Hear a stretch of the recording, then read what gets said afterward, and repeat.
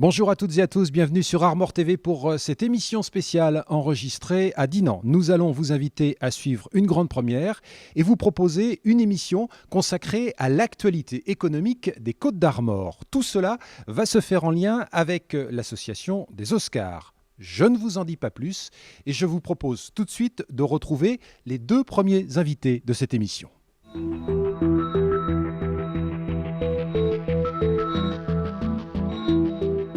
Allez, comme convenu, on se retrouve donc, si vous le voulez bien, pour la première partie de cette émission avec nos deux premiers invités que je salue. Bonjour, bienvenue à vous.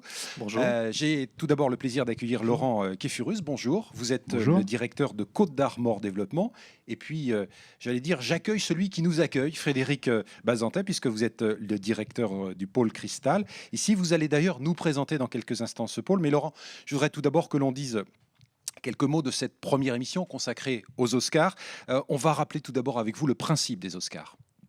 Alors le principe des Oscars, c'est donc 4 structures qui se sont regroupées, donc la Chambre de commerce, Côtes d'Armor Développement, l'Ordre des experts comptables et puis le Crédit Agricole des Côtes d'Armor, avec le soutien du Conseil général des Côtes d'Armor, qui se sont regroupés au sein d'une association et qui ont décidé de lancer cette soirée des Oscars avec un seul objectif, promouvoir les entreprises qui réussissent dans le département.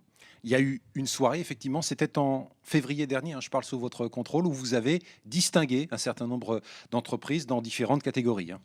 Oui, nous avons fait le choix de travailler sur différentes catégories comme l'international, le développement durable ou le développement tout simplement, l'innovation aussi. Et à chaque fois, il y a un travail de plusieurs mois de repérage, de sourcing d'entreprises du département, plutôt des PME. Et puis ensuite, une soirée qui leur permet d'être mieux reconnus, mieux connus d'un public d'entrepreneurs, mais aussi du grand public. C'est important de valoriser le monde de l'entreprise, les entrepreneurs, les initiatives, parce que c'est vrai que nous autres, les journalistes, on a parfois tendance à se focaliser sur les entreprises quand il y a des conflits sociaux, quand il y a des difficultés, et puis ça n'est qu'une partie de l'activité des entreprises. Et le prisme est parfois un peu déformant. Il y a deux éléments importants. C'est d'abord, quand on le voit durant la soirée, les chefs d'entreprise sont accompagnés parfois d'une partie de leurs salariés, de leurs cadres, de leurs équipes, et on voit bien qu'il y a une fierté à recevoir ce prix. Donc c'est déjà un élément important dans la vie de l'entreprise. Et puis bien évidemment, pour le département, c'est une façon de montrer chaque année qu'il y a beaucoup d'entreprises qui réussissent dans beaucoup de domaines. Et donc c'est un message très clair sur notre capacité à réussir ensemble. Alors, vous parliez de vos partenaires, il y a également des partenaires institutionnels, Conseil général, CCI, qui vous accompagnent dans cette démarche. Mais on y reviendra dans quelques instants. Alors, on va parler du lieu où nous nous trouvons actuellement. Frédéric Bazantet avec vous. Ce lieu, c'est le pôle Cristal. Alors, pour ceux qui ne le connaîtraient pas, on va d'abord faire un peu de pédagogie avec vous et rappeler que vous êtes un outil, c'est comme ça qu'on va dire, d'accompagnement pour les entreprises dans un secteur d'activité bien précis. Voilà, en fait, très précisément, on est ce qu'on appelle une structure de transfert de technologie. Notre métier, c'est de faire un lien ou de favoriser le lien finalement entre la recherche académique, on va dire, qui va créer de la connaissance, et les entreprises, notamment les petites, qui vont mettre en application ces connaissances et transformer ça en produits, en services, et si possible innovants, et si possible au service de leur développement. Donc nous, on est là pour faire ça. C'est une petite structure, hein, on a 5 salariés, on était parfois 6, enfin ça dépend un petit peu, et on apporte des services pour accompagner les entreprises qui veulent innover, donc des moyens technologiques, des moyens humains au service des projets des entreprises. Alors on est dans le thermique, dans le génie climatique. C'est vrai que c'est un secteur qui est en pleine expansion. Il y a une vraie demande de la part des entreprises, de la part du grand public, et il y a des marchés à conquérir et il faut être en capacité de répondre à ces attentes. Oui, on est au cœur d'un grand enjeu du 21e siècle, c'est le défi énergétique, hein, le défi justement de la raréfaction des énergies, et les équipements, les sujets sur lesquels on travaille, il s'agit de mieux consommer l'énergie, maîtriser ses consommations, faire baisser les consommations tout en gardant des niveaux de confort intéressants, ou pour les applications par exemple dans l'agroalimentaire, on ne peut pas s'amuser à augmenter la température de conservation des produits, il faut que les produits soient conservés au froid. Donc on voit bien qu'on ne peut pas réduire les usages, mais il faut quand même consommer moins d'énergie, donc c'est le défi qui est au cœur de la plupart des projets sur lesquels on travaille. Laurent Kéfurus, c'est un des outils d'accompagnement, j'allais dire un des outils d'excellence qui permettent aux entreprises du département des Côtes d'Armor d'avoir cet accompagnement, mais ce n'est pas le seul, bien évidemment, puisqu'il y a d'autres structures. Alors, peut-être pas équivalentes, mais qui fonctionnent sur le même mode, hein. Oui, le département se caractérise par un maillage de centres techniques, avec notamment 2 technopoles, l'une sur Lannion qui traite de l'optique et des nouvelles technologies. On en reparlera tout à l'heure, puisqu'on aura un exemple concret d'une entreprise Tout à implantée fait. sur ce bassin. Et puis l'autre, c'est bien entendu le Zoopôle Développement, avec la dimension santé animale. Puis il y a d'autres centres techniques comme l'ID Composite sur Saint-Brieuc. Il y a aussi le CEVA sur la problématique des algues. Donc on a un maillage de centres techniques, de technopoles qui sont à proximité des TPE et des PE, parce que la caractéristique de nos départements, c'est bien évidemment la taille des entreprises. Et donc, elles ont besoin au quotidien de cette proximité, de ces compétences, parce qu'elles n'ont pas parfois le temps, les moyens d'aller très loin, chercher ces compétences. Donc là, il y a un réseau de proximité qui est très efficace. Alors effectivement, c'est une des particularités, une des nombreuses particularités j'allais dire, du tissu économique des Côtes d'Armor, c'est qu'il y a beaucoup de TPE, de PME. Il y a pas il y a quelques grands noms, mais par rapport à d'autres départements où il y a des grands, on va citer nos voisins d'Ille-et-Vilaine avec notamment des entreprises comme Citroën. Ça veut dire que ce sont des entreprises qui n'ont pas toujours les moyens d'avoir des outils de recherche et de développement, et il faut leur apporter justement cet accompagnement, d'où la pertinence de ces outils-là. Tout à fait. D'ailleurs, c'est une caractéristique de la Bretagne. On a d'abord un tissu de TPE, de PME. Alors c'est vrai qu'il y a des métiers, des secteurs d'activité dont on parle, par exemple l'automobile ou l'aéronautique. Donc c'est vrai que de temps en temps, on a le sentiment qu'il y a parfois des grandes entreprises dans d'autres territoires. Mais globalement, on a quand même un tissu de TPE, PME. Donc elles n'ont pas, en effet, forcément en interne des bureaux d'études, des centres techniques. Et donc ces outils, comme celui dans lequel on est aujourd'hui, apportent cette compétence de proximité avec des moyens dédiés, des moyens humains, des conditions d'accès financièrement qui sont à la hauteur et au niveau des entreprises. Donc c'est ce maillage qui est important, puisqu'on sait qu'aujourd'hui, dans des périodes un peu chahutées, que l'innovation est un élément moteur pour les entreprises et le développement de leur chiffre d'affaires. Frédéric Bazantet, vous êtes plus proche d'un outil de recherche ou d'une entreprise, où vous êtes finalement au milieu du gué entre les deux? On va dire qu'on est un petit peu au milieu du gué. Juste pour revenir sur ce que disait Laurent, je crois qu'il y a un mot-clé important, c'est mutualisation.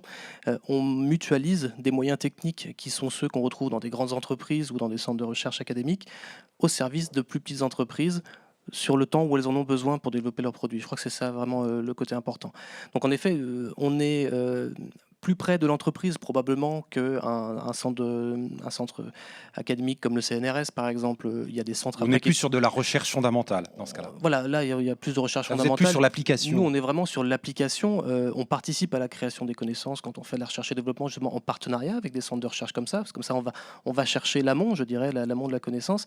Mais on est quand même beaucoup plus près du fonctionnement de l'entreprise. On fonctionne nous-mêmes comme une entreprise, même si on a une partie de nos ressources qui viennent du public. Mais en tout cas, on est quand même plus près de l'entreprise et dans notre fonctionnement et dans les solutions qu'on apporte. C'est du concret.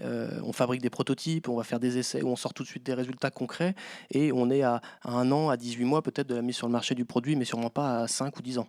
Non, je voudrais qu'on parle des compétences, parce qu'il y a effectivement des entreprises, des laboratoires, des outils d'accompagnement, mais il faut aussi des hommes et des femmes.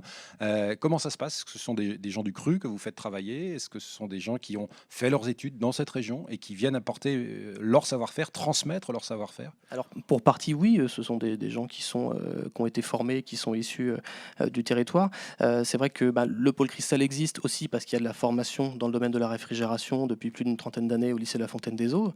Donc Vous étiez accueillis précédemment. Voilà, nos anciens locaux étaient à l'intérieur du lycée La Fontaine des Eaux et je dirais que c'est là que le pôle cristal est né et a commencé à faire ses premières armes. Donc c'est vrai que dans les salariés du pôle cristal, il y a des gens qui ont été formés là-bas. Il y a aussi des gens qui ont été formés plus loin parce que les formations à niveau ingénieur ou les formations très spécialisées dans la réfrigération sont peut-être plutôt en région parisienne ou en région lyonnaise par exemple. Donc il y a un mix un petit peu des deux, mais c'est vrai que c'est important, c'est la compétence humaine. Bien sûr, on a des équipements importants au niveau laboratoire, on les a en plus fait grandir cette année grâce à l'intégration de ces nouveaux locaux, mais c'est d'abord les compétences humaines qui sont au cœur du service qu'on peut apporter. Bon, alors on va reparler de la conjoncture, bien évidemment, parce que quand on parle d'économie, il y a une conjoncture qui est compliquée, tout le monde le sait. Vous l'avez évoqué, Laurent Kéférus, il y a quelques instants, en nous expliquant que ces outils d'accompagnement étaient d'autant plus pertinents dans une période difficile pour les entreprises. C'est vrai que ça permet de les accompagner, de leur donner des possibilités qu'elles n'ont pas en interne. Et on sait que les budgets des entreprises, c'est parfois un peu compliqué. Là, il y a une possibilité d'accompagner, d'apporter du savoir-faire pour ces entreprises. Oui, là, c'est très clairement un service de proximité qui est apporté, puisque, comme on le voit dans les différents centres techniques dont on a parlé tout à l'heure, à quelques kilomètres, à quelques centaines de mètres de l'entreprise, il y a des compétences, des techniciens qui peuvent accompagner l'entreprise pour travailler sur un prototype, pour travailler sur un projet, une idée, rechercher des financements. Il y a une relation de proximité qui se construit avec des liens parfois de proximité affectifs, et donc ça se construit. On crée un connaît climat. son interlocuteur, Exactement, et ça change la donne. on crée un climat de confiance. Et donc, à partir de là, je pense que c'est un élément déterminant pour permettre à l'entreprise de prendre des risques, parce qu'elle se sait bien entourée, parce qu'il est important aujourd'hui que l'entreprise prenne des risques avec cet environnement qui lui est favorable. Si vous deviez, Laurent Kéférus, faire une photographie de l'économie du département, dans un sens... alors, on ne va pas parler de points négatifs, on va parler de points à améliorer. Quels seraient, selon vous, les points justement sur lesquels il faudrait renforcer les dynamiques, travailler peut-être plus en amont pour rendre l'économie de votre département encore plus attractive? Le territoire, Ma question est compliquée, je le reconnais. Le territoire se caractérise par une bonne dynamique démographique. J'en parle volontairement parce que quand on parle d'économie, on a tendance à laisser la démographie de côté. Et je pense qu'il y a peu de territoires aujourd'hui qui sont dans une dynamique si la démographie ne va pas. Or, on est dans un département qui est plutôt en dynamique démographique, et on sait que derrière la démographie, c'est de la capacité à consommer, c'est de nouveaux habitants, c'est aussi des nouvelles compétences qui arrivent. Donc, il est important que le département soit dynamique sur le plan démographique. Ça l'est, donc on approche, et on va sans doute dépasser les 600 000 habitants, donc ce qui est assez structurant pour un territoire. Et puis notre économie, elle est basée sur l'histoire du département, c'est-à-dire l'agriculture et tout l'environnement et tout l'écosystème qu'il y a autour de l'agriculture, l'agroalimentaire bien évidemment, les métiers traditionnels autour du bâtiment, mais aussi de la mécanique, qui d'ailleurs, dont une partie vient de l'agriculture et de l'agroalimentaire. On en reparlera tout à l'heure également. Donc on a un terreau qui est assez solide, avec bien évidemment la frontière maritime qui nous apporte aussi une activité de la pêche qui est aussi assez structurante pour notre littoral. Donc c'est à partir de ça que le territoire économique s'est construit. Donc c'est plutôt solide, mais c'est parfois éloigné de la dynamique internationale. Donc quand la dynamique internationale est forte, le territoire en bénéficie moins. Par contre, quand ça va moins bien, ce qui est le cas en ce moment, on résiste un peu mieux. Donc c'est un peu ça la difficulté dans laquelle on peut être. Et c'est vrai que peut-être qu'on devrait faire plus en matière d'innovation, d'où l'intérêt de soutenir des D'avoir structures ces outils comme le d'accompagnement. pôle Cristal, c'est évident. Peut-être une capacité à entreprendre aussi, qui est liée aussi à notre structure Oui, il y a déjà pas mal traditionnelle. de choses qui se font, on le verra au cours de cette émission. Bien sûr, mais je pense qu'on a, dans certains endroits, peut-être besoin de soutenir davantage cette capacité à entreprendre en termes de créateurs d'entreprises. Donc voilà des éléments sur lesquels nous devons travailler. Mais nous avons un socle solide et une capacité à consommer qui est intéressante et qui fait qu'aujourd'hui, les entreprises vont plutôt bien dans un contexte difficile. Oui. Alors on reparlera tout à l'heure, puisqu'on terminera. On va d'abord parler des Côtes d'Armor de façon générale dans cette émission, et puis on s'intéressera ici au secteur de Dinan pour conclure cette émission. Il y a peut-être aussi un travail à faire sur la notoriété. Il y a des choses très bien qui se font, et elles ne sont pas toujours bien connues ou bien sues du grand public. L'émission Les Oscars, c'est une réponse à l'enjeu de la notoriété. C'est vrai qu'il y a 20 ans, on se posait la question de grandes campagnes d'affichage. C'était un peu à la mode. Aujourd'hui, on travaille sur les réseaux sociaux, on travaille sur les réseaux d'affaires, on travaille sur de nouveaux supports médias. Donc, c'est l'enjeu. D'où les démarches que nous avons engagées avec l'émission et la soirée des Oscars. Je crois qu'il faut continuer à travailler. Il y a la marque Bretagne avec qui nous avons un partenariat également qui participe à une démarche un peu globale au niveau régional. Donc je crois qu'il faut renforcer les actions collectives et continuer à travailler pour faire connaître notre territoire ici et bien évidemment à l'extérieur, à Paris, où nous devons de temps en temps assurer aussi une présence. Ça ne fait jamais de mal. Frédéric Bazantet, on va conclure cette première partie d'émission avec vous. Le pôle Cristal fête ses 20 ans, c'est bien ça, 94-2014. Ça veut dire que tout le monde vous connaît, ou là encore, il y a un petit travail d'information, de notoriété ou de pédagogie à faire pour que vous soyez encore plus ancré dans le territoire? Forcément les deux. Notoriété, oui, évidemment. Alors même si, bon, notamment dans le secteur d'activité dans lequel on est relativement bien connu. Pédagogie, plus encore peut-être, parce que c'est vrai qu'on est une structure un petit peu particulière, justement à mi-chemin entre l'entreprise et la recherche. Et donc il y a toujours un enjeu de pédagogie pour expliquer ce qu'on peut faire et ce qu'on apporte aux entreprises.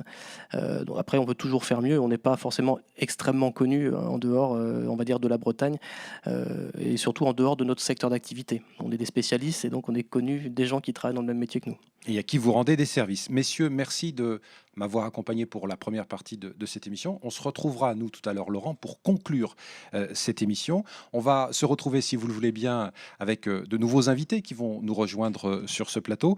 Mais avant cela, je voudrais vous faire découvrir un micro-trottoir. Nous sommes allés à la rencontre des habitants des Côtes-d'Armor pour connaître leur ressenti sur l'emploi, sur le marché du travail. Alors bien évidemment, ça n'a pas de valeur scientifique puisqu'il s'agit d'un micro-trottoir, mais quand même, cela va nous donner quelques indications pour la suite de cette émission, avec notamment la représentante de Pôle emploi qui sera sur notre plateau dans quelques minutes.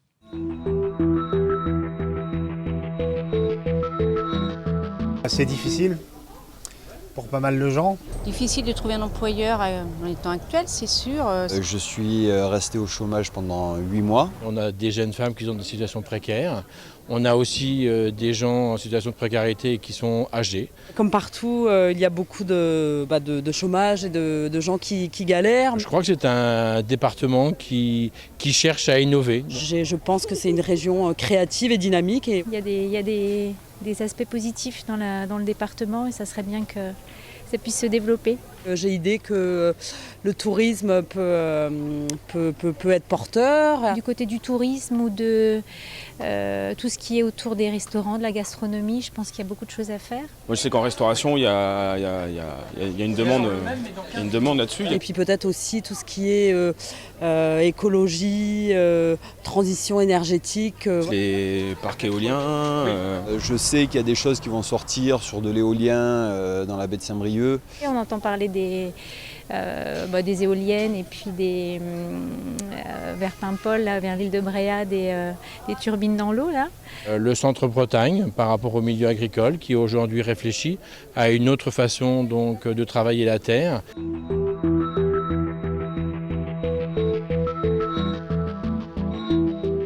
Voilà donc pour ce micro-trottoir. Alors on va demander dans quelques instants leur réaction aux invités qui sont présents sur notre plateau et que je vais vous présenter. Tout d'abord Isabelle Gendron, bonjour, bienvenue. Vous êtes directrice de l'agence Pôle emploi ici à Dinan. J'ai également le plaisir d'accueillir Marie Desriens, vous êtes directrice d'Adéliance, qui est un groupement d'employeurs. On parlera justement de ces entreprises qui partagent les compétences et les savoir-faire des salariés. Et puis Yann Engens, PDG de Vectra Wave, vous êtes implanté à Lannion. Et on va parler avec vous de semi-conducteurs, de réseaux de communication, mais vous allez nous expliquer tout cela beaucoup mieux que moi puisque c'est très technique. Alors d'abord, plus sérieusement, Isabelle Gendron, une réaction sur ce micro-trottoir. On voit que quand on interroge les habitants des Côtes-d'Armor sur l'emploi, les difficultés auxquelles ils peuvent être confrontés, également les espérances qu'ils ont, il y a des regards et des situations extrêmement contrastées. Oui, effectivement, il y a des contrastes importants. Alors, c'est vrai que les Côtes-d'Armor ne se situent pas très loin de la tendance bretonne en termes de taux de chômage. Et la Bretagne est très bien située par rapport à la France métropolitaine, puisqu'en France, on a un taux de chômage au dernier trimestre 2013 qui est à 9,8%. La Bretagne est à 8,6% et les Côtes-d'Armor, pas très loin, à 8,8%. Par contre, ça cache effectivement une grande diversité, puisque quand on regarde le territoire, on va avoir 3 points d'écart entre le bassin de l'Oudéa qui est en tête à 6,7 et puis celui de Guingamp à l'opposé qui est à 9,8. Donc on voit bien qu'effectivement, il y a des choses très très variées. Et au-delà de ça, quand on va regarder de façon plus précise certaines catégories de population, comme l'évoquaient certaines personnes dans le reportage, on voit aussi qu'il y a des personnes qui ont beaucoup plus de mal à retrouver du travail. C'est le cas notamment des personnes qui résident en ZUS, des bénéficiaires de minima sociaux, des travailleurs handicapés, mais également des seniors et des demandeurs d'emploi de longue durée. Donc on peut, j'irais à la fois souligner les évolutions encourageantes qu'on peut observer depuis quelques mois dans les Côtes-d'Armor, à savoir quand même une augmentation des sorties de la demande d'emploi qui sont de plus en plus prononcées et qui permettent quand même d'observer un tassement de la dégradation et un apaisement au niveau des entrées, ce qui pourrait nous faire espérer qu'effectivement, à un moment donné, la tendance s'inverse. Aujourd'hui, on est quand même encore sur une observation d'une dégradation qui se poursuit, mais dans une moindre mesure par rapport à ce qu'on a connu il y a quelques mois. Alors, on y reviendra. Yann, je voudrais votre regard de chef d'entreprise. Qui dit chef d'entreprise dit créateur d'emplois. On a vu qu'il y avait parfois des situations, et on le sait, des situations difficiles, mais qu'il y avait aussi des attentes, de l'espérance, et puis des gens qui connaissaient bien leur bassin de vie et qui parlent des projets qui sont en train de naître ou qui vont se concrétiser. Qu'est-ce que ça vous inspire? Alors, ça m'inspire en fait beaucoup de choses parce que bon, je suis effectivement créateur d'entreprise à 2 reprises déjà, plus également bon, j'ai Un récidiviste, mais dans le bon sens du dans le terme. bon sens, voilà. L'autre côté aussi, donc j'ai été aussi amené à m'intéresser aussi à de jeunes créateurs et à regarder également comment les aider aussi pour justement réaliser, ce n'est pas, enfin leur aventure, puisqu'en fait au départ c'est quand même un peu une aventure.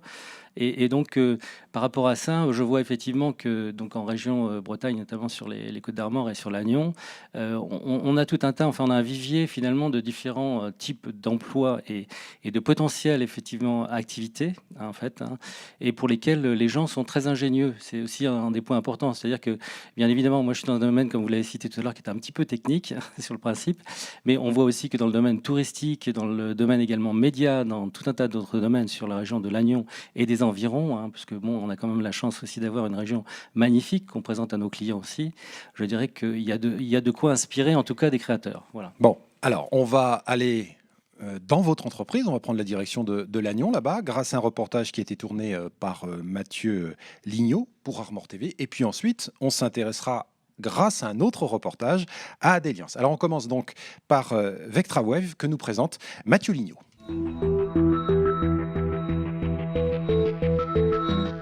Créée en 2006 à Paris, la société VectraWave s'est installée depuis maintenant 1 an à Lannion. Dans l'industrie de pointe, l'entreprise conçoit des systèmes de télécommunication par fibre optique et par ondes hyperfréquences. Le déménagement dans les Côtes d'Armor était stratégique. Il se trouve qu'en région parisienne, en fait, nous avons trouvé certaines difficultés à trouver aussi des cadres et des ingénieurs qui ont plutôt tendance, en sortant de l'école, souvent aussi à, je dirais, à se diriger vers des grosses entreprises en région parisienne. Alors qu'effectivement, en province, sur Lannion ou dans la région Bretagne, je dirais que les ingénieurs et cadres ont plutôt tendance, au contraire, à plutôt s'accrocher sur des entreprises PME et autres, et donc apparaissent très fidèles aussi dans l'esprit. Depuis 1 an, l'entreprise a embauché 10 personnes, toutes en CDI. À Lannion, VectraWave va aussi bénéficier de locaux plus grands. Le cadre de travail, au contraire, ce qu'on est arrivé ici, on a plus que doublé la surface, donc ça donnait des facilités de laboratoires plus grands. Heureusement, contrairement à ce que j'aurais pu croire au début, ça nous a permis d'embaucher beaucoup plus de personnes. On avait plus de facilité à trouver des personnes ici qu'en région parisienne.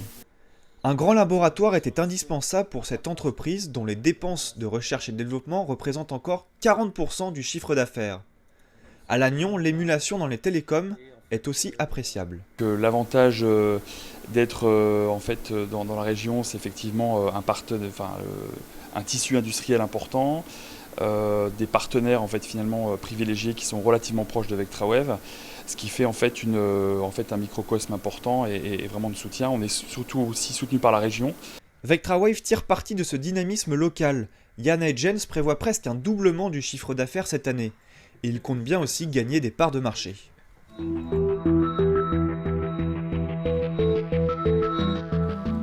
Voilà, donc on a vu à travers ce reportage que le responsable de l'entreprise était quelqu'un de dynamique, c'est le moins que l'on puisse dire, que vous étiez également, alors je l'ai dit dans le bon sens du terme, un récidiviste, puisque vous aviez déjà créé une entreprise, c'était en 2001. Qu'est-ce qui vous motive d'abord ? Alors, ce qui me motive également, aujourd'hui, c'est principalement aussi d'enseigner aussi aux jeunes un certain nombre de technologies nouvelles. Et ce qui me motive énormément aussi vis-à-vis, je dirais, de la France, c'est aussi de pouvoir apporter des technologies qui finalement se trouvent principalement aussi aux États-Unis ou je dirais, on va dire au Japon par exemple.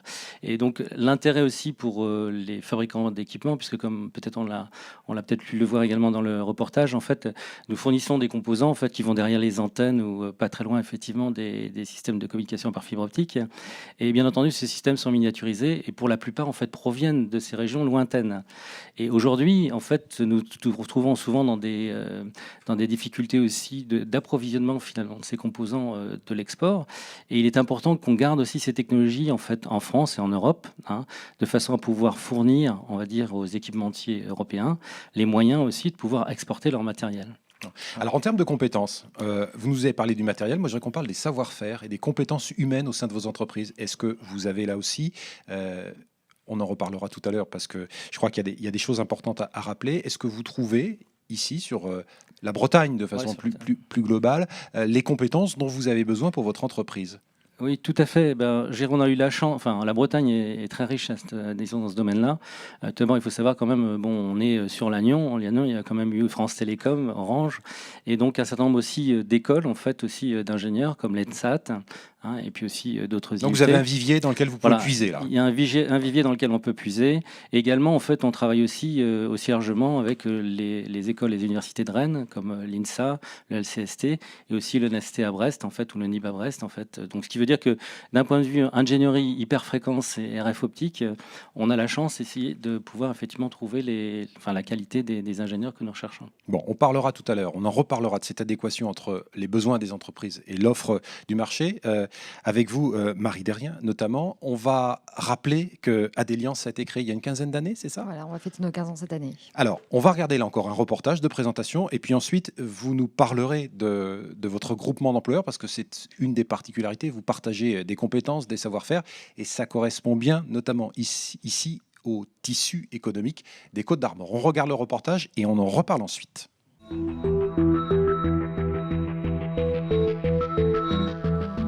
Peu commun, le travail à temps partagé permet de répondre aux besoins de flexibilité des entreprises en matière de gestion du personnel.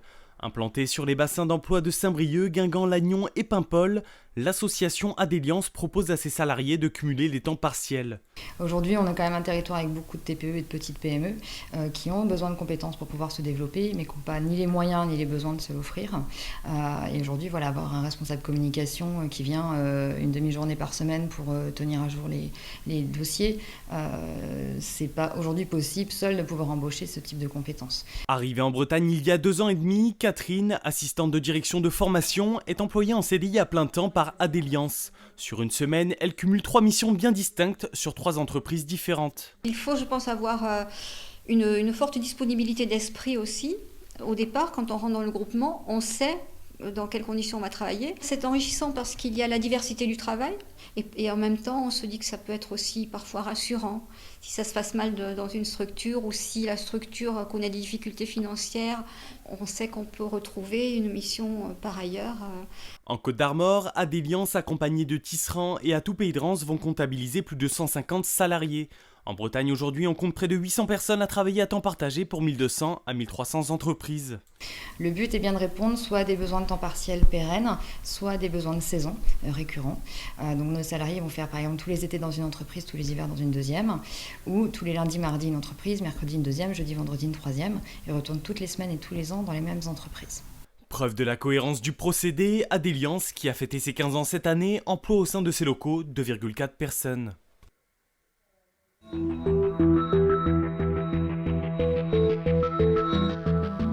Voilà, donc c'était pour ce premier coup de projecteur sur Adeliance.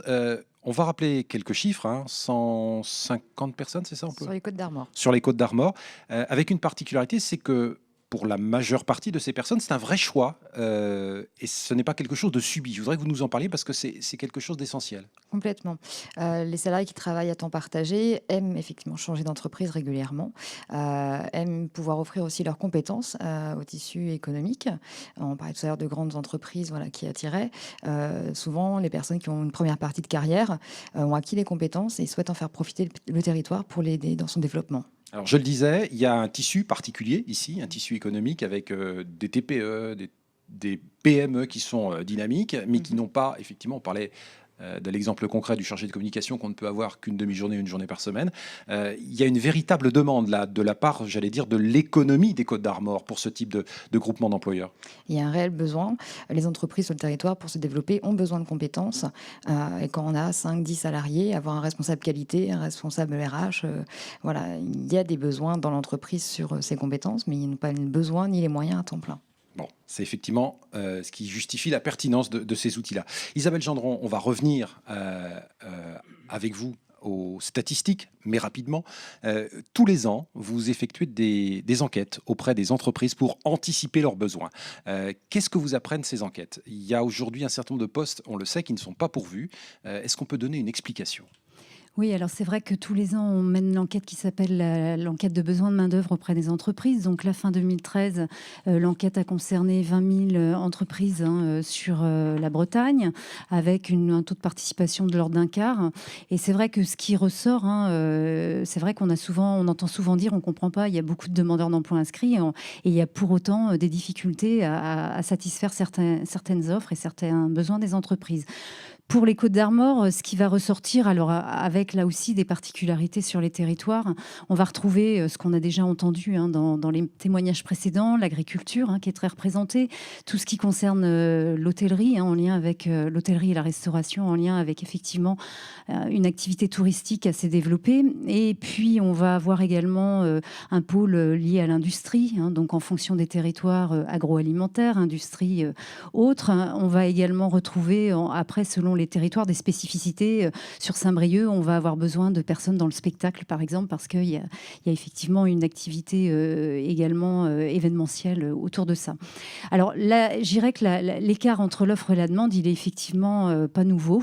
C'est quelque chose qui nous préoccupe depuis longtemps. On a soit effectivement un problème de qualification, c'est-à-dire qu'on ne peut pas mettre n'importe quel demandeur d'emploi en face d'un besoin d'une entreprise, parce qu'effectivement, il y a parfois une expertise qui est quand même il y a des besoins demandée. très spécifiques. Vous en avez un exemple concret à votre côté. On l'évoquait tout à l'heure. Donc là, effectivement, soit ça relève de la formation initiale qui peut être déficitaire, ça peut relever aussi de mesures d'adaptation qu'on peut, nous, mobiliser, ou en lien avec le conseil régional, qui est aussi l'opérateur qui finance une bonne partie des formations qualifiantes donc, sur les territoires. Mais on a aussi d'autres problématiques, telles que la saisonnalité, telles que la précarité avec le temps partiel. Et là, c'est vrai qu'il faut chercher des solutions innovantes qui n'existent pas forcément de façon naturelle, et où il va falloir aller rechercher soit une mobilité géographique, c'est le cas des moniteurs de ski qui travaillent l'hiver et puis qui, sur le reste de la saison, vont être maçons dans leur secteur géographique. Mais bon, la mobilité géographique, on sait bien que ça a ses limites, on ne peut pas forcément l'exercer toute sa vie. Donc après, on va essayer effectivement de développer la mobilité professionnelle. Et oui, là, alors ça on passe avait notamment un témoignage. Ça passe notamment par des formations. Ça vous concerne aussi, Marie Derrien, puisque vous êtes confronté aux mêmes difficultés. C'est-à-dire qu'il y a des demandes qui remontent du terrain que vous ne pouvez pas, pour l'instant, satisfaire. Mais comme l'une et l'autre, vous avez la volonté de faire changer les choses, vous mettez en place des formations. Marie Derrien, comment ? On est vraiment là pour adapter nos salariés aux besoins des entreprises, qu'ils soient opérationnels. Donc on va les accompagner dans des développements de compétences. Par exemple, les responsables qualité ont été formés à l'environnement, par exemple. On favorise aussi les passerelles entre les secteurs d'activité. Aujourd'hui, avoir quelqu'un qui passe de l'agroalimentaire à la métallurgie, un chef d'entreprise peut-être frileux.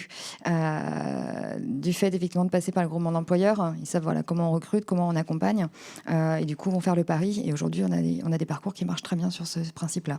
Avec une difficulté, Isabelle Gendron, c'est qu'il est difficile de se projeter à 2 ans, 3 ans.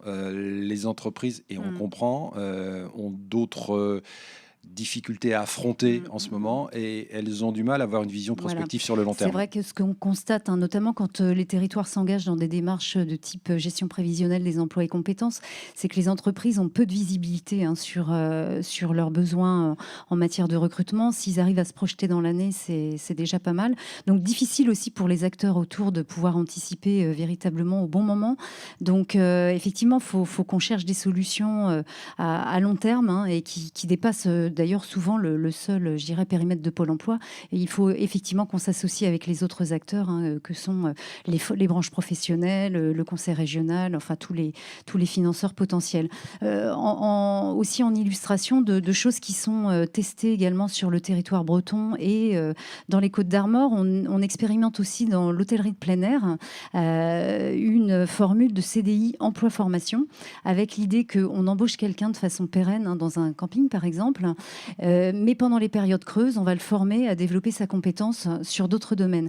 Donc par exemple, de pouvoir associer à la fois la réception lors de la période d'été et puis ensuite de le former à l'entretien des espaces verts, etc. Donc c'est des choses qui pourraient donc ça veut dire qu'on voilà. on développe chez le salarié des capacités à Voilà. s'adapter, à développer d'autres compétences pour exercer d'autres métiers. Parce que si effectivement le métier ne couvre pas la saison entière, ou si un métier est à temps partiel et qu'il faut effectivement penser à couvrir une amplitude horaire plus large, parfois le fait de rester dans le métier ne suffira pas à permettre...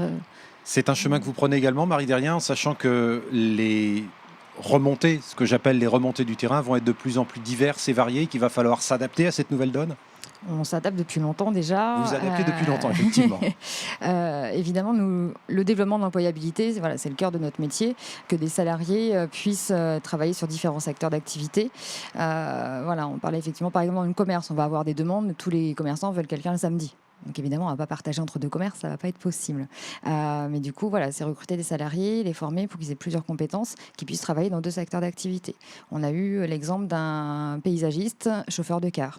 Donc, travailler le printemps sur le paysagiste et les vacances scolaires et le reste de l'année étaient sur les voyages scolaires à l'étranger, par exemple, avec un CDI temps plein. On a une assistante de direction bilingue qui rêvait de faire fleuriste. Début de semaine, elle est assistante de direction, fin de semaine, elle est fleuriste. Voilà, des parcours surprenants, mais qui s'adaptent aux besoins des entreprises. Voilà. Yann, la formation, on en a parlé. Alors là, il s'agit de personnes qui peuvent être en recherche d'emploi ou qui veulent évoluer dans leur orientation professionnelle. On a bien compris à travers le reportage que vous consacriez beaucoup d'argent à la recherche et au développement dans votre secteur d'activité. Est-ce que la formation, j'allais dire que c'est l'autre pilier de votre entreprise? C'est également l'autre pilier. Et bon, je pense qu'on y travaille en fait de différentes façons. Déjà à l'origine, il est important pour nous souvent de prendre les jeunes en stage, en fait, soit sous forme de stage d'ingénieur ou aussi en thèse quand ils veulent effectivement réaliser donc un travail un petit peu plus important. Thèse qui par la suite effectivement va déboucher en général sur un contrat effectivement CDI, c'est l'idée. Par rapport à ça, de l'autre côté, on se rend compte également que bon, comme vous avez pu le voir, nos métiers en fait sont très variés. C'est du micro-machining. Donc il faut être en capacité de s'adapter. Voilà, il faut être en capacité de s'adapter. Et en fait, ce qui veut dire s'adapter, ça veut dire qu'on doit aussi nous en interne former aussi les jeunes. Enfin, on doit les former, c'est-à-dire qu'il y a une nécessité je dirais, leur apprendre effectivement le métier réellement et aussi à regarder, on va dire, ce qu'il y a autour de nous en termes aussi de sociétés avec lesquelles on peut travailler. Donc l'environnement, tout simplement. L'environnement, voilà. Et on va même jusqu'à aujourd'hui, d'ailleurs, à former aussi, je dirais, des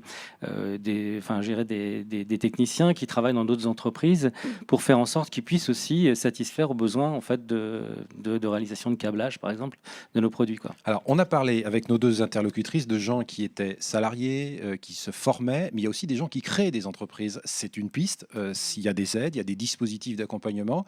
Et puis, il y a des gens qui ont de l'enthousiasme, comme Yann. Alors, c'est compliqué de créer une entreprise, mais c'est une belle aventure humaine. Il faut se faire accompagner. Ça, c'est sans doute la clé du succès, mais on en retire beaucoup de choses, beaucoup de satisfaction. Tout à fait, Fabrice.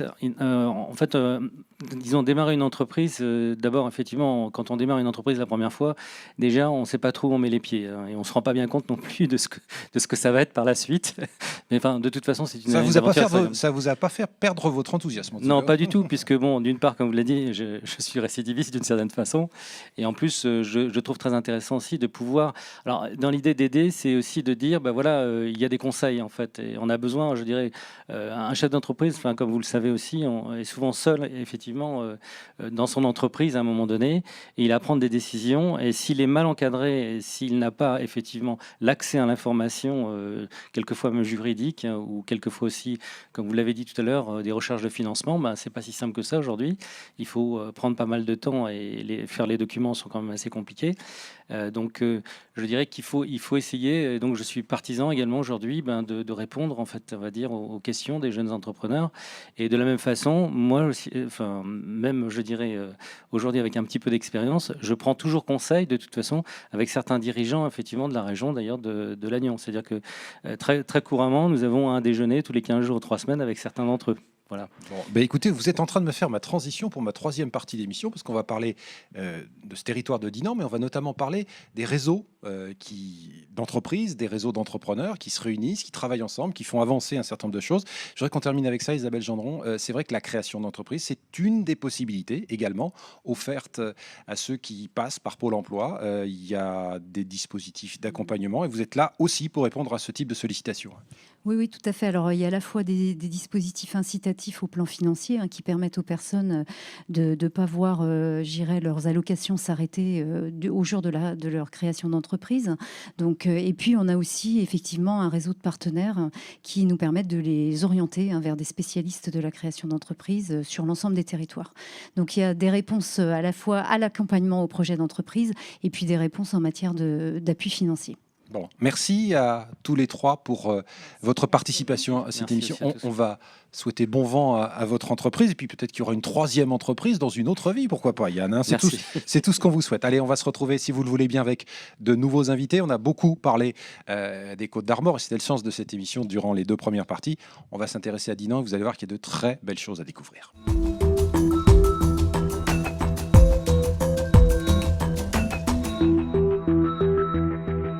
Voilà, on se retrouve donc pour la troisième et dernière partie de cette émission avec, comme promis, ce coup de projecteur sur Dinan et le pays de la Rance avec 3 nouveaux invités qui sont présents parmi nous. Tout d'abord, Serge Ménec, bonjour, bienvenue. Vous êtes venu, j'allais dire en voisin, puisque vous êtes dirigeant d'une entreprise qui s'appelle Sameto Technifil, qui est juste là-bas, juste en face. Prenez le petit micro, vous verrez, ce sera beaucoup plus pratique. Un mot sur cette entreprise qui a une longue histoire et une histoire ici à Dinan qui date, alors je parle sous votre contrôle, du début des années 60, c'est ça ? Oui, alors en fait, l'entreprise est une vieille dame, effectivement, qui est présente à Dinan depuis 1962. Voilà.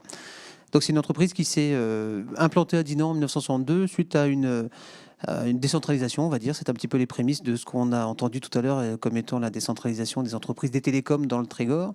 Et tout simplement parce qu'un chef d'entreprise parisien, à un moment donné, a souhaité joindre l'utile à l'agréable. On va parler d'attractivité du pays de Dinan, je crois, un peu plus tard. Et justement, ça implanter son entreprise à Dinan pour venir fabriquer finalement ici, quasiment dans le centre-ville de Dinan, des produits mécano-soudés destinés à la manutention, au stockage et au transport. Voilà, donc on est dans une industrie assez lourde qui consiste essentiellement à fabriquer des produits en acier. Bon, vous nous avez parlé de cet art de vivre, on va en parler bien évidemment avec Dominique Le Thérisien. Vous êtes directeur de l'Office du tourisme pour Dinan et la vallée de la Rance. Et puis j'ai également le plaisir d'accueillir Didier Guiton. Vous êtes président d'un club d'entreprise. On a commencé à en parler tout à l'heure, qui est le club des entrepreneurs du pays de Rance. Alors, un club qui compte un nombre conséquent d'adhérents. 150 adhérents. C'est très bien, 150 adhérents. C'est un club qui compte effectivement dans le paysage économique. 80% des sièges des sièges des entreprises sont basés ici à Dinan, c'est bien ça ? Alors oui, 70 à 80% des sièges des entreprises sont basés à Dinan, mais on va dire les 2/3 des entreprises font leur business sur ce grand marché, ce grand bassin économique qui est Dinan-Saint-Malo. Alors, pour ceux qui ne le savent pas, je voudrais que vous nous expliquiez tout simplement à quoi ça sert un club d'entreprise ou un club d'entrepreneurs.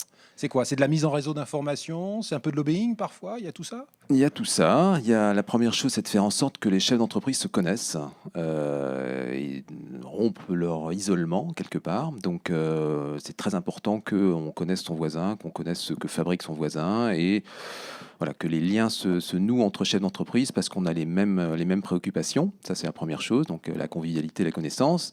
La deuxième chose, c'est parce qu'on est tous attachés à notre territoire et donc on a envie de développer ce territoire. Et donc, c'est ce qui nous relie. C'est la volonté de développer économiquement le territoire. Et puis la troisième chose, c'est effectivement la volonté de représenter nos entreprises de manière indépendante, créative, vis-à-vis du reste des entités qui constituent ce territoire, que ce soit les politiques, les associations, etc. Donc on a un rôle aussi de lobbying et de communication. Bon, vous avouez très franchement que parfois vous faites un peu de lobbying, mais on sait bien que les clubs d'entreprise sont là aussi pour ça. Mais c'est positif. C'est positif, bien évidemment. Serge, c'est important de dialoguer, d'échanger quand on est chef d'entreprise. Alors, il y a parfois un isolement, parce qu'il y a beaucoup de choses à faire quand on est chef d'entreprise. C'est important de pouvoir partager ce que l'on vit au quotidien. Pour nous, c'est essentiel, effectivement, parce que l'entreprise, effectivement, est indépendante et autonome, mais elle a forcément besoin, à un moment donné, d'aller chercher des appuis dans son environnement, on va dire. Donc, dans un environnement économique comme celui de Dinan, en l'occurrence, on peut aller chercher des conseils et des appuis au niveau de nos collectivités, par exemple. Au niveau des clubs d'entreprise, je suis adhérent, moi, au CEPR depuis désormais une dizaine d'années. Et c'est vrai que c'est un lieu d'échange où on peut trouver du conseil, mais aussi des services, en fait, très complet. Didier est un de mes fournisseurs, en l'occurrence, par exemple, et puis de faire du business entre nous et de faire en sorte que collectivement, on puisse apporter une solution la plus étendue possible, en cherchant forcément à exploiter au mieux les complémentarités qui peuvent exister entre nos différentes sociétés. Est-ce que ce club a un supplément d'âme ici, sur cette région de Dinan et du Pays de la Rance, au regard de la composition du tissu économique, beaucoup de TPE, beaucoup de PME. Est-ce que c'est plus facile de dialoguer quand on est à peu près des entreprises de même taille et qu'il n'y a pas de très grosses entreprises ?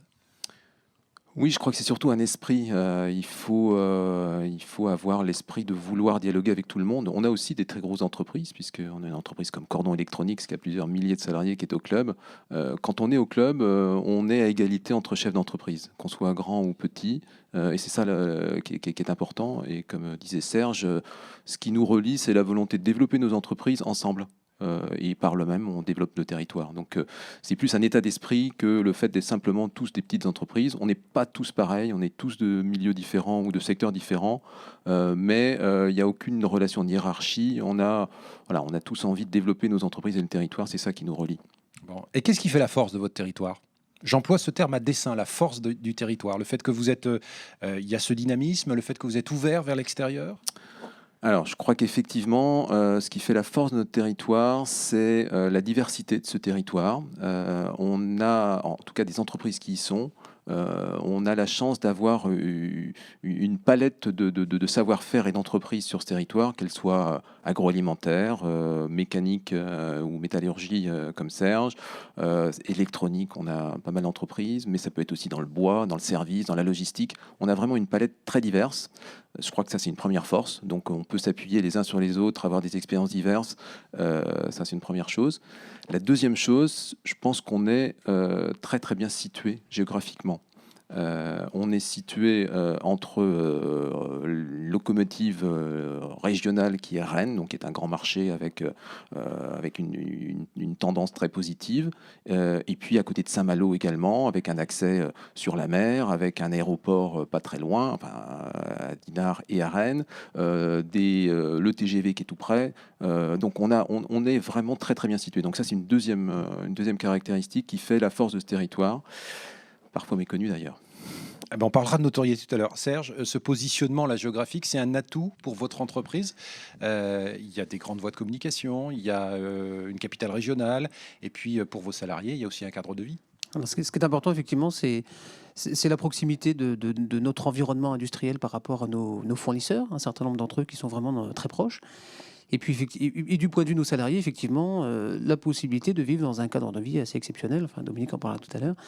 Donc, et ce qui a pour effet de faire en sorte que les gens sont attachés, mes salariés, à tous les niveaux de l'entreprise, sont attachés à l'entreprise, attachés au territoire. Et donc, ça a pour effet de faire en sorte que les gens soient extrêmement impliqués et avec forcément peu de turnover et un attachement important à l'entreprise. Ça, on en reparlera effectivement parce que c'est une des particularités de ce territoire. Dominique, on parlait de ces locomotives. Alors, il y a la locomotive économique industrielle qui est Rennes, et puis il y a une autre locomotive un peu plus haut là-bas, Saint-Malo. Vous faites partie, j'allais dire, de cet environnement-là, et il y a ce point d'ancrage Saint-Malo qui vous sert également, parce que quand on parle de Saint-Malo, on parle de la Bretagne, on parle des Côtes d'Armor. Oui, tout à fait. C'est effectivement un des atouts. C'est pas une concurrence, c'est une complémentarité. Pas du tout. C'est un des atouts de Dinan, d'être situé géographiquement sur ce bassin touristique de la Côte d'Émeraude, qui est quand même un des deux plus gros bassins touristiques de Bretagne, avec le golfe du Morbihan. Donc on a des grosses locomotives, Mont-Saint-Michel, Saint-Malo, Cap-Fréhel, Dinard, Cancale et Dinan. C'est pas mal ça. C'est très très important, et je peux vous assurer qu'au niveau de la fréquentation touristique, on s'échange mutuellement les clientèles, bien sûr. Il n'y a pas de concurrence, et on travaille ensemble depuis 15 ans en termes de promotion, de communication avec Saint-Malo, Dinard, Cancale, la baie du Mont-Saint-Michel. Parce qu'aujourd'hui, la mutualisation, c'est pas quelque chose qu'on a commencé hier. On l'a commencé il y a 15 ans. Voilà, et on travaille ensemble et on s'affranchit des frontières géographiques. Le tourisme ne peut pas voir les frontières géographiques. On est dans un bassin qui est sur 3 départements, 2 régions. Voilà, donc on connaît bien le fonctionnement des touristes. Alors, ceci dit, vous ne vous contentez pas de la notoriété, de l'attractivité de Saint-Malo. Il y a bien évidemment ici de très belles choses à faire découvrir. Quand je dis à faire découvrir, sans doute parce qu'elles ne sont pas assez connues, on a toujours à faire progresser sa notoriété. Absolument, c'est toujours ce qu'on entend sur Dinan qui est méconnu. Maintenant, Dinan, c'est aussi une ville aujourd'hui en Bretagne qui attire beaucoup de touristes. C'est quand même 500 000 visiteurs par an. C'est une ville qui a énormément d'atouts, un patrimoine historique exceptionnel. Hein. C'est quand même 100 monuments classés, des remparts qui sont préservés quasiment depuis des centaines d'années, 2,6 km de remparts, les plus longs de Bretagne, un patrimoine avec des maisons en pan de bois, etc. Une situation aussi géographique le long de la vallée de la Rance, qui est vraiment très intéressante puisque c'est une ville très concentrée, Dinan, mais on y sort très rapidement dans la nature. Donc quand vous êtes sur le port de Dinan, très rapidement vous êtes dans la nature, vous êtes en balade, en vélo, à pied, beaucoup de possibilités de randonnée. Donc on a aussi cet atout d'une ville qui permet d'offrir des conditions de visite, de découverte de patrimoine, mais aussi de capable de conserver ses clientèles et de leur dire voilà, vous pouvez séjourner chez nous plusieurs jours, on a énormément de choses à vous faire découvrir en proximité et puis bien sûr en leur disant voilà, vous avez Saint-Malo, le Mont-Saint-Michel, Dinard, Cancale. Ok, et on en profite pour faire un petit peu de promotion, comme dans les émissions de téléachat. Vous avez amené le petit guide indispensable. Alors, plus sérieusement, il est très complet. Je vais le montrer à l'écran. Il y a bien évidemment le site internet. Tout à fait, dinan-tourisme.com. Bon, c'est important de... Je me tourne également vers les entrepreneurs. Là. Je crois savoir qu'à une époque, Didier, vous avez travaillé sur la notoriété de la ville de Dinan et de ce bassin ici, ce bassin d'habitants, pour finalement mieux le faire connaître et le faire apprécier. Tout à fait. Je pense qu'il y a un déficit de connaissances sur ce territoire qui, lorsqu'on a la chance d'y aller, on est effectivement scotché par le territoire, on y est très attaché. Et il y a quelques années, avec le club d'entreprise, on a décidé de monter une campagne de communication financée en partie par les entreprises. On s'est dit, voilà, il y a un déficit de communication, on se met ensemble, on trouve de l'argent et on finance, on propose à la mairie de financer une communication. Donc on a fait une campagne de communication pendant 3 ans qui s'est appelée Dinan monte au créneau, et donc on a mis des affiches, des posters, etc. Une véritable campagne de communication. Voilà, ça a donné un dynamisme à la région et voilà, on en est fiers. Et je crois que c'est un des seuls exemples où les entreprises ont été à l'initiative de la communication et la mairie a dit bah oui, on vous suit sur cette opération. Alors c'est une démarche, Serge, assez surprenante de la part des entrepreneurs, surprenante dans le sens où elle est inattendue. On a parfois, alors je suis dans mon rôle de journaliste, je suis là pour me faire l'avocat du diable, on a parfois l'image des entrepreneurs qui sont là et qui râlent un peu. Ça prouve aussi qu'ils peuvent être dans un autre état d'esprit, être beaucoup plus positifs et valoriser et vendre le territoire qui les accueille. On est dans des vraies opérations de promotion de territoire. On a le tourisme de Dominique, on a aussi un peu de tourisme industriel, c'est-à-dire qu'on a des clients qui prennent plaisir à venir travailler à Dinan, ne serait-ce que pour pouvoir évoluer et se déplacer dans un cadre aussi agréable que celui-ci, que le nôtre en fait.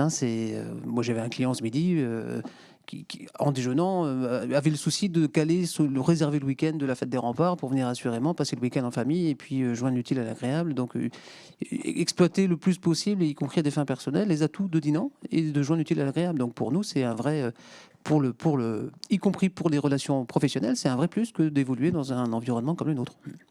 Et il y a certaines entreprises sont venues sur la région parce que le chef d'entreprise avait découvert la région, avait séjourné dans la région, parfois avait acheté une maison dans la région et puis il a décidé de venir dans la région.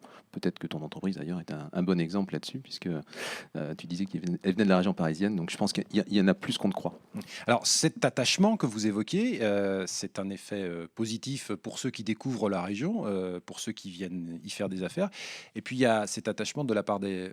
Alors on a parlé de salariés ou de vos collaborateurs, je ne sais pas quel est le terme que vous employez le plus fréquemment, il y a une vraie fidélité, il y a très peu de turnover dans votre entreprise. Ça prouve qu'on y est bien dans votre entreprise et dans ce bassin d'emploi. Oui, effectivement, c'est très important pour nos sociétés que les gens s'y sentent bien. Déjà dans le bien-être, d'une part, des individus et évoluant dans nos sociétés. C'est encore plus vrai pour des entreprises comme la mienne, en l'occurrence, qui évoluent dans des domaines d'activité un peu perturbés, forcément. L'industrie, en l'occurrence, en prise directe avec des groupes industriels qui sont parfois un petit peu à la peine en ce moment. Et puis, tout ça à la veille, on va dire, tout à l'heure dans le micro-trottoir, on entendait parler des EMR, donc à la veille d'une page, notre histoire qu'on s'apprête à écrire, à laquelle on espère vivement participer au travers de la fabrication de certains composants constituants. Donc on fait tout pour que ça profite le plus possible à notre territoire. Par contre, cette activité-là, pour peu qu'elle émerge, va nous amener des difficultés au niveau recrutement. Je travaille dans le domaine de la métallurgie, j'ai du mal à recruter. Donc pour nous, c'est précieux de recruter des collaborateurs ou des gens qui vont intégrer l'entreprise et qui vont bien s'y sentir de telle sorte qu'ils soient fidèles à l'entreprise, qu'ils restent et puis qu'ils puissent évoluer dans ce cadre-là. Alors, tout à l'heure, je vous ai gratigné un petit peu, mais gentiment, en parlant du lobbying, mais il y a des vraies préoccupations, bien évidemment, au sein de votre réseau, notamment le fait d'assurer la formation, d'anticiper des besoins des entreprises dans les 5 ans, 10 ans qui viennent. Ça veut dire que ça passe par l'accueil de jeunes stagiaires dans les entreprises. Il y a toute une réflexion qui est faite dans ce secteur d'activité pour faire en sorte que y ait des gens compétents dans des entreprises qui les accueillent de façon agréable. Exactement, donc l'accueil des jeunes est vraiment clé et une des initiatives qu'on a menées, c'est de faire une opération qui s'est appelée Révèle Stage où pendant une journée, on rassemble à la fois des jeunes et des entreprises pour leur mettre le pied à l'étrier par le biais des stages. Et donc voilà, l'idée c'est de se dire, essayons d'attirer les jeunes non seulement du territoire mais aussi d'extérieur du territoire, pour leur faire connaître toutes les possibilités qu'il y a dans ce territoire d'avoir une carrière professionnelle dans une diversité d'entreprises. Et le biais du stage, c'est quelque chose qui n'est pas forcément très engageant, ni pour l'entreprise, ni pour quelqu'un d'extérieur. Et c'est un moyen de faire connaître intelligemment, on pense... On met le pied à l'étrier. Voilà, on met le pied à l'étrier. Et c'est la première fois que dans un territoire, il y avait ce type d'opération. Généralement, c'est plus des job dating, des choses de ce style-là pour des CDI, pour des jobs véritables. Là, non, c'est sur le stage. Et quelque part, ça a eu un écho très favorable. Donc des stages innovants, une campagne de promotion payée en partie par des entrepreneurs. Vous voyez qu'on innove beaucoup ici à Dinan et qu'il faut valoriser tout ça, Dominique. Il y a une marque qui a été créée. Je voudrais qu'on en parle parce que ça aussi, ça fait partie de l'arsenal, entre guillemets, que vous pouvez utiliser pour valoriser, vendre ce territoire. Ça a démarré en 2010 et là, vous commencez à en récolter les effets bénéfiques. Oui, tout à fait. Donc, Dinan Communauté et l'Office de tourisme ont créé il y a maintenant 3 ans une marque, Dinan Vallée de la Rance, qui se voit de plus en plus, bien sûr, sur les supports de l'Office de tourisme. Il y a également pour la première année cette année une campagne d'affichage qui a été menée par Dinan Communauté sur un certain nombre de villes de l'Ouest qui valorise donc cette marque avec un slogan de perles à 2 pas. Voilà, on parle de 2 perles. La première, c'est Dinan, la deuxième, c'est la Vallée de la Rance. On retrouve également cette marque sur un certain nombre de produits dérivés dans notre boutique à l'Office de tourisme. Donc c'est vrai qu'on veut capitaliser sur cette marque qui est vraiment très jolie, qui a été créée, encore une fois, il y a 3 ans. Oui, c'est important, une marque. Il y a une marque touristique, Dinan Vallée de la Rance, mais on peut aussi indiquer qu'il y a une marque économique sur le territoire qui s'appelle Made in Dinan, créée par la communauté de communes. Et donc il y a beaucoup d'entreprises qui valorisent cette marque. Donc voilà, on a cette chance d'avoir ces 2 marques, marque touristique, marque économique. Bon, allez, on continue notre opération de promotion là, mais tout ça dit sur le ton de la plaisanterie, bien évidemment, des entreprises dynamiques, des initiatives, un patrimoine à découvrir et un patrimoine à faire vivre. Il y a beaucoup de manifestations qui se déroulent ici. Il y a notamment un événement phare qui attire, alors je parle de 80 000, 100 000 spectateurs. Tout à fait. Voilà. Tous les 2 ans, la fête des remparts, donc, qui se déroule le 3e week-end de juillet, donc cette année ça sera le 19 et le 20 juillet, attire entre 80 et 100 000 visiteurs sur les 2 jours. Donc voilà, la ville se pavoise pendant ces 2 jours à l'heure médiévale, donc avec des tournois de chevalerie, des animations, énormément d'activités pendant ces 2 jours, et c'est effectivement des 2 plus grandes fêtes médiévales en France. Voilà, c'est quand même une fête qui existe depuis 31 ans maintenant, créée en 1983. Donc c'est une des fiertés de Dinan, c'est ce qui nous permet de vendre notre patrimoine, nos remparts. Mais bien sûr, on a d'autres événements très intéressants. Ce week-end, vous avez notamment les Esclafades, une petite commune qui s'appelle Saint-Hélin. Vous avez un festival de jazz, vous avez beaucoup d'animations pendant l'été et hors saison sur le territoire. Bon, on va conclure cette séquence avec nos 2 entrepreneurs là. Quel est l'argument que vous pourriez mettre en avant auprès d'un de vos collègues là, qui hésiterait ou qui se poserait des questions sur la pertinence de venir s'installer ici à Dinan ou dans les Côtes-d'Armor? Quel est l'argument que vous lui vendriez? Didier, allez, je commence par vous. C'est toujours difficile de donner un argument. Je pense que il faut venir voir sur place. L'argument, il est plus là, entre guillemets, se dire vous avez certainement un territoire qui est méconnu et qui est hyper attractif. Mais il faut venir voir pour le croire, quoi. C'est un petit peu ça. Il faut l'expérimenter. L'argument, il est là. Il faut expérimenter ce territoire, rencontrer les gens. Vous avez vu qu'il y a un dynamisme qui est quand même très fort, ce qui montre aussi qu'il y a un tissu social qui est hyper fort.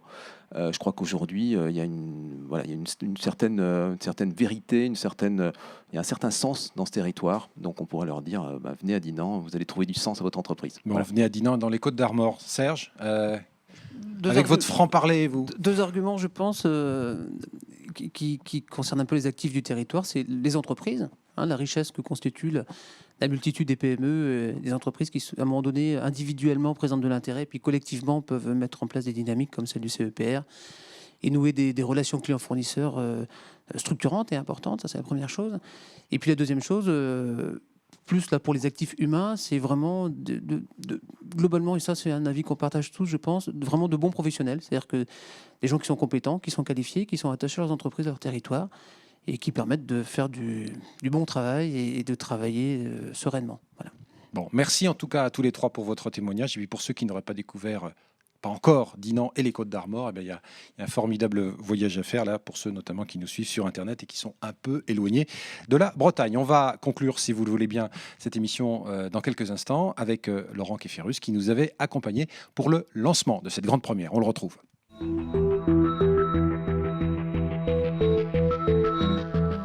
Laurent, on avait démarré cette émission avec vous, on va la conclure également avec vous. Ce que je retiens notamment des échanges que l'on vient d'avoir avec nos différents intervenants, c'est qu'il y a un véritable dynamisme du tissu économique des Côtes-d'Armor. Oui, et puis une grande diversité. On l'a vu à travers les témoignages et puis dans la préparation de la soirée des Oscars. Une anecdote, c'est les deux présidents, Noël Le Graët et Serge Cordon, qui sont deux entrepreneurs bien connus du territoire départemental et bien au-delà, bien évidemment. Et ils ont eux-mêmes été très étonnés par la richesse des projets, par le nombre de dossiers et très surpris par toutes ces initiatives, tous ces projets qui sont proposés et donc montrant à la fois cette diversité d'activités dans plein de domaines et le dynamisme des entreprises. C'est important justement de montrer ce dynamisme et ces savoir-faire dans une période qui, on le sait, est une période compliquée pour l'économie. Oui, c'est un des volets naturels de l'action économique des acteurs au sens large du terme, puisque c'est vrai qu'on a tendance parfois à se concentrer sur son savoir-faire. Et là, il est important régulièrement, dans une société où tout est médiatisé, de faire connaître les réussites d'un département, d'un territoire.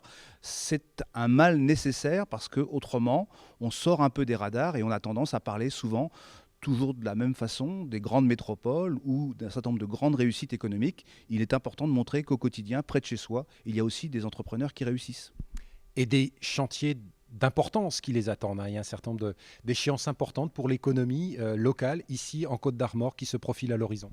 Oui, nous avons des grands rendez-vous et on sera un des rares territoires à pouvoir quasiment, dans une période qui se situe aux alentours de 2017-2018, à avoir deux grands chantiers, deux grands projets très structurants. Bien évidemment, c'est l'arrivée de Bretagne Grande Vitesse, qui va sans doute nous rapprocher des territoires situés plus à l'est de la Bretagne. Et puis, bien évidemment, le grand projet industriel autour de l'éolien offshore sur la baie de Saint-Brieuc, qui, j'espère, aura aussi des conséquences économiques à la fois sur le plan industriel et puis touristique. Donc là, on a deux grands rendez-vous en particulier avec d'autres, mais qui nous permettent peut-être d'espérer un effet levier sur notre territoire. Alors vous parliez de ces grands rendez-vous. On sait qu'il y a des atouts à faire valoir. Vous parliez du dynamisme, de la démographie, de la formation et de la volonté des entrepreneurs. J'allais dire 4 éléments importants qui vont faire en sorte que les Côtes-d'Armor seront prêtes pour ces rendez-vous. Oui, tout à fait. Il y a un travail d'anticipation. Et ça, c'est un mot qu'il est important de rappeler parce que l'anticipation, ce n'est pas une formule attrape-tout. Il est vraiment important que les entrepreneurs, les acteurs publics travaillent ensemble et anticipent les évolutions qu'on voit arriver. Les deux projets que je viens de citer y participent, mais il y a d'autres enjeux, notamment autour du numérique, autour en effet de la formation professionnelle et puis, bien évidemment, de l'innovation dont on a beaucoup parlé tout au long de l'émission. Donc, on a les éléments pour réussir. Il faut qu'on continue à travailler ensemble sur cette dynamique-là. Bon, et cette dynamique, elle est accompagnée par cette émission. C'était une grande première. On se donne rendez-vous, je crois, à l'automne prochain. Alors, on était à Dinan cette fois-ci. on a prévu d'aller dans un autre secteur, là encore dynamique des Côtes d'Armor. Tout à fait, on a prévu à l'automne, du côté du mois d'octobre, d'aller dans le secteur de l'Oudéac et sans doute de parler là sur une thématique qui sera l'international, qui est un élément aussi très structurant pour les entreprises aujourd'hui. Merci Laurent. Et puis on va également remercier les téléspectateurs d'Armor TV qui nous ont fait le plaisir de nous accompagner pour cette grande première. Et puis on leur donne donc rendez-vous au mois d'octobre pour parler cette fois-ci d'économie et d'international. Là encore, vous le verrez, il y aura beaucoup de choses très intéressantes à découvrir. Merci de votre fidélité et on compte sur vous au mois d'octobre.